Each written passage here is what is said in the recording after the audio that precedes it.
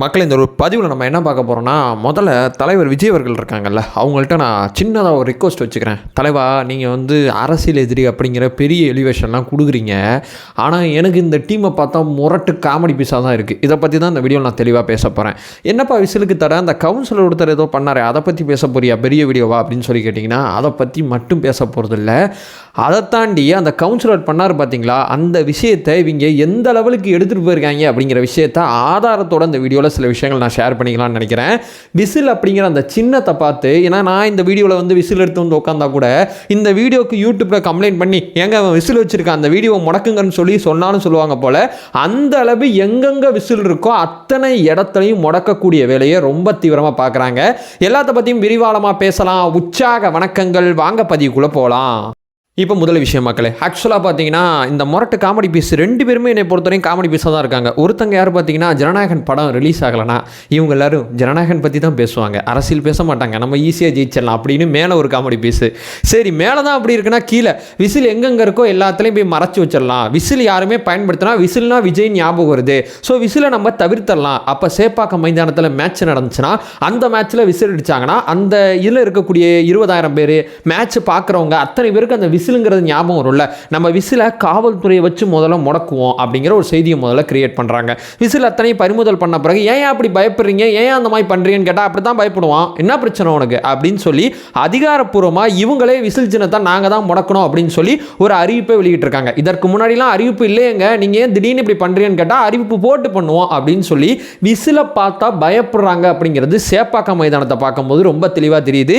சேப்பாக்கம் அப்படிங்கிற விஷயத்தை மீண்டும் அழுத்தி சொல்கிறேன். இது நான் சொல்ல வர்ற முதல் விஷயம். சரி, இங்கே தான் இப்படி இருக்குது. இதை கலந்து நம்ம போனோம்னா ஒரு கவுன்சிலர் ஒருத்தர் சிவகங்கையில் பார்த்தீங்கன்னா இந்த மாதிரி வந்து விசில்லாம் அடிக்காதீங்க, ஒலிபெருக்கியை பயன்படுத்துங்க அப்படின்னு சொல்லி ஒரு விஷயத்தை பார்த்தீங்கன்னா செஞ்சாப்புல. இது பெருசாக ட்ரோல் ஆனிச்சு. என்னையா ஒரு கவுன்சிலர் போயிட்டு இந்த வேலை பார்த்துட்டு இருக்காங்க, அதுவும் தூய்மை பணியாளர் சம்மந்தப்பட்ட விஷயத்தில் அவங்களுக்கு போடுற சாப்பாட்டில் கவனம் செலுத்துறீங்களா? அவங்களுக்கு எந்த மாதிரி சாப்பாடு போட்டுக்கிட்டு இருக்கீங்க? இந்த மாதிரி சாப்பாடு போடும்போது அந்த சாப்பாட்டை அவங்க திருப்பி அனுப்பிட்டு இருக்காங்க, அதை பற்றிலாம் கவலை கிடையாது. நீங்கள் விசிலை பயன்படுத்துறது தான் என்னுடைய பிரச்சனை. உங்களுக்கு சாப்பாடு கிடைச்சா என்ன, சாப்பாடு கிடைக்கலனா என்ன, அதெல்லாம் என் பிரச்சனை கிடையாதுங்கிற மாதிரி தெளிவாக இருக்கீங்க. அவங்க அந்த மாதிரி விசிலை பயன்படுத்தி குப்பை சேகரிக்கிறாங்க. சேகரிக்கிறவன்ட்ட போயிட்டு விசிலை பயன்படுத்தாதீங்க, ஒலிபெருக்கி பயன்படுத்துங்க அப்படின்னு சொல்லி ஒரு அறிவிப்பை பார்த்தீங்கன்னா ஒரு கவுன்சிலர் ஒருத்தர் கொடுக்குறாரு. நியாயமாக திமுக என்ன பண்ணியிருக்கணும், அந்த கவுன்சிலர் கூப்பிட்டு எதுக்கு இந்த சின்ன பிள்ளைத்தனமாக பண்ணிருக்க, ஏன் இந்த மாதிரிலாம் நடந்துக்கிறீங்க, இப்படிலாம் நடந்துக்காதீங்க அப்படின்னு சொல்லி அறிவுறுத்தல் தான் கொடுத்துருக்கணும். ஆனால் அந்த கவுன்சிலர் கொடுத்த ஐடியா என்ன மாதிரி ஒரு ஐடியா, நம்ம கூட இப்படி யோசிச்சோமா, பக்காவாக யோசிச்சிருக்காரியா நம்ம கவுன்சிலர், நம்ம திமுக கவுன்சிலர் தான் அப்படிங்கிற மாதிரி பார்த்தீங்கன்னா அந்த ஐடியாவை அப்படியே பிக்கப் பண்ணி இவங்க என்ன பண்ணியிருக்காங்க, தமிழ்நாடு முழுக்க இனிமேல் விசில் பயன்படுத்தக்கூடாது அப்படிங்கிற அறிவுறுத்தலை கொடுத்துருக்காங்க. நகர்ப்புற துறை அமைச்சகம் சார்பாக பார்த்தீங்கன்னா அந்த அறிவுறுத்தல் வந்திருக்கு. ஆக்சுவலாக இவங்க இதுக்கு என்ன மாதிரி உருட்டு அப்படிங்கிறதை சேர்த்து சொல்றேன். அதற்கு முன்னாடி இந்த விசில் பயன்படுத்தக்கூடாதுன்னு சொல்லி நம்ம கவுன்சிலர் ஒருத்தர் ஒரு வேலை பார்த்தார்ல, நம்ம தொண்டர்கள் பார்த்துட்டு சும்மா இருப்பாங்களா? அந்த தெருவில் இருக்கக்கூடிய அத்தனை வீட்டுக்கும் போயிட்டு இந்தாங்க விசில் வச்சுங்க, இந்தாங்க விசில் வச்சுங்கன்னு சொல்லி அந்த கவுன்சிலர் வீட்டுக்கு பக்கத்து வீடு வரைக்கும் போய் விசிலை கொடுத்து, விசிலை நீங்க தடுக்க நினைச்சீங்கன்னா விசிலை உங்களால் தடுக்க முடியாதுன்னு சொல்லி நம்ம நிர்வாகிகள் பிரச்சாரமே அங்கே பண்ணிட்டு வந்திருக்காங்க. எங்க ஆளுங்க சும்மா இருந்தாங்க, சும்மா அந்த மாதிரி செய்தியை கிரியேட் பண்ணி விட்டு அவங்கள ட்ரிகர் பண்ணி அவங்க வீடு வீடாக போய் விசில் கொடுத்துட்டு வந்துட்டாங்க. அதாவது வீட்டில் போயிட்டு விசில் அடித்து அந்த தூய்மை பணியாளர் குப்பையை சேகரித்தா கூட மக்களுக்கு பார்த்தீங்கன்னா அந்த விசில் வந்து அந்த குப்பை அந்த கலெக்ட் பண்ணக்கூடிய அந்த தருணத்தில் மட்டும்தான் ஞாபகம் இருக்கும். ஆனால் இப்போ நீங்கள் பார்த்த வேலையில் பார்த்தீங்கன்னா வீடு முழுக்க விசில் தொங்க விடப்பட்டிருக்கு அப்படிங்கிறத நான் தெரிவிச்சுக்கிறேன். நான் முதல்ல அந்த கவுன்சிலருக்கு நன்றியும் தெரிவிச்சுக்கிறேன். சரி, இந்த ஐடியாவை பிக்கப் பண்ண இவங்க என்ன பண்ணியிருக்காங்கிறத நான் சைடில் போடுறேன். இந்த செய்தியை நீங்கள் படித்து பார்த்தீங்கன்னா உங்களுக்கு தெரியும். என்னப்பா உண்மைக்குமே பண்ணிட்டாங்களா அப்படின்னு கேட்டிங்கன்னா உண்மைக்குமே பண்ணிட்டாங்க. அதுதான் அந்த வீடியோவில் நான் உங்கள்கிட்ட உட்காந்து ஷேர் பண்ணிக்கிட்டு இருக்கேன். உண்மைக்குமே இவங்க முழுக்க அந்த தூய்மை பணியாளர் யாருமே விசில் பயன்படுத்தக்கூடாது. இனிமே ஒலிபெருக்கில பாட்டு போடணும். அந்த பாட்டு பார்த்தீங்கன்னா மக்கும் குப்பை மக்காத குப்பையை கலெக்ட் பண்ற மாதிரி ஒரு பாட்டு இருக்கும்.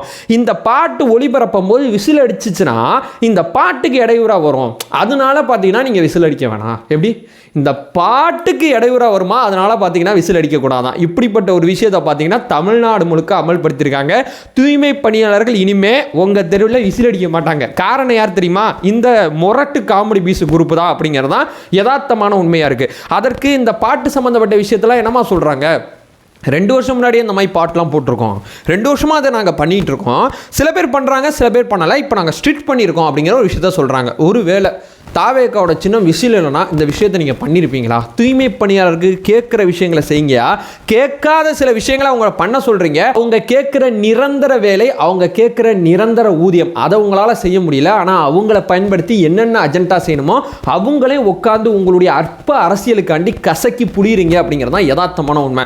அவங்க போய் விசில் அடிச்சாங்கன்னா வீட்டில் இருக்கிற அம்மா இருக்கட்டும், அக்கா இருக்கட்டும், இல்லை அண்ணனா இருக்கட்டும், தம்பியாக இருக்கட்டும், யாரோ ஒருத்தங்க வந்துட்டாங்கப்பா குப்பை எடுத்து போகலாம், குப்பையை கலெக்ட் பண்ணிருப்பாங்க. எங்கேயோ ஒரு இடத்துல பாட்டு ஓடிட்டு போகுது அப்படின்னு சொல்லி அவங்க வேலையை பார்த்துட்டு இருப்பாங்க. ஸோ பாட்டு அப்படிங்கிறது மக்களுக்கு மத்தியில் வந்து இந்த வண்டி வந்திருக்கு அப்படிங்கிற அவேர்னஸை கொடுக்குமா அல்லது விசில் கொடுக்குமா? விசில் ரொம்ப கூர்மையாக காதுகளை போய் கரெக்டாக கேட்டுரும். அதனால தான் விசில் அவங்க பயன்படுத்த ஆரம்பிச்சாங்க. அவங்க வேலைக்கு ஏன் அவங்க அற்ப அரசியல் காரணமா அவங்க வேலையை ஏன் அப்படியே போட்டு அவங்களையே இந்த மாதிரி நடந்துக்கிறீங்க? எனக்கு சத்தியமாக புரியல. அவங்க பாட்டு அவங்க வேலையை பார்க்கட்டுமே, நீங்கள் உங்கள் பிரச்சாரத்தை பண்ணுங்க. பிரச்சாரம் பண்ணி மக்கள்கிட்ட ஜெயிச்சு ஆட்சி அதிகாரத்துக்கு மறுபடியும் வாங்க. அதை விட்டுட்டு விசில் எங்கெங்க அடிக்கிறாங்களோ மைதானத்தில் அழகா கிரிக்கெட் மேட்ச் பார்க்க வந்தவன் ஜாலியாக கை தட்டிட்டு விசில் அடிச்சு கொண்டாடுவான். நீ ஜாலியாக ஏன் கை தட்டுற? நீ கை தட்டு, நீ விசில் அடிக்கக்கூடாது, விசில் அடிச்சா தப்பு அப்படின்னு சொல்லி விசில பிடுங்குறீங்க.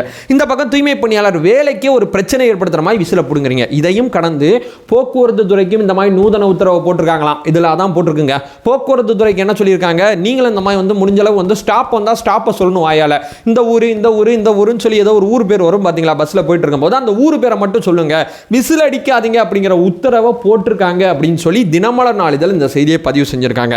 இன்னும் கொஞ்ச நாள்ல இந்த பஸ் எல்லாத்துலயும் பார்த்தீங்கன்னா என்ன மாதிரி ஒரு விஷயத்தை கொண்டு வருவாங்கன்னா, மணி இருக்குல்ல, மணி எடுத்து வந்து டிங் டிங் டிங் அப்படிங்கிற ஒரு சைகையை கண்டிப்பாக கொண்டு வராங்களா இல்லைன்னு பாருங்களேன். இல்லைனா டிங் டிங் டிஎம்கேன்னு கூட சொன்னாலும் சொல்லுவாங்க. எனக்கு சத்தியமாக இந்த குரூப் போகிறக்கெல்லாம் பார்த்தா இந்த மாதிரிலாம் செய்கிறதுக்கெலாம் ஏராளமான வாய்ப்பு இருக்குது.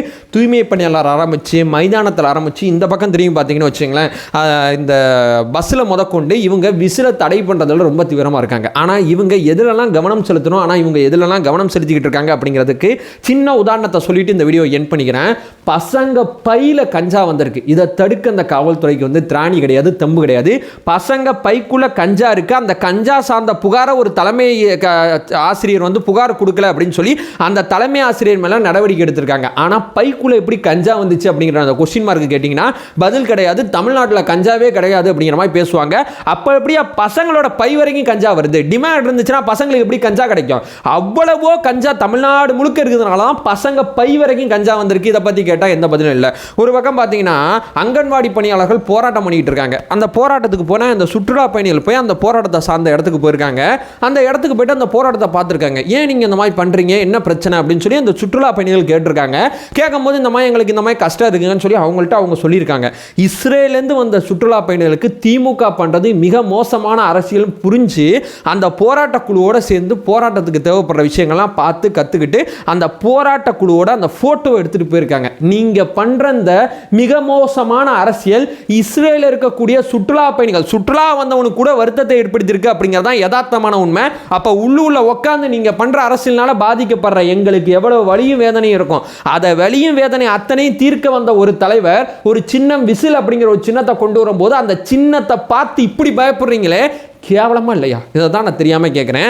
அரசியல்னா சம வாய்ப்பு கொடுத்து மோதுங்கயா. நீங்களும் மக்கள்கிட்ட அரசியல் பண்ணுங்க, நாங்களும் மக்கள்கிட்ட அரசியல் பண்ணுறோம், 2 பேரும் பண்ணுவோம், மக்கள் முடிவு எடுத்துக்கிட்டோம். அந்த மாதிரி ஒரு எண்ண ஓட்டம் கிடையவே கிடையாது. நாங்கள் போவோம் 2 வருஷம் முன்னாடியே தேர்தல் வேலையை ஆரம்பித்து தேர்தல் வேலை பயங்கரமாக பார்ப்போம்.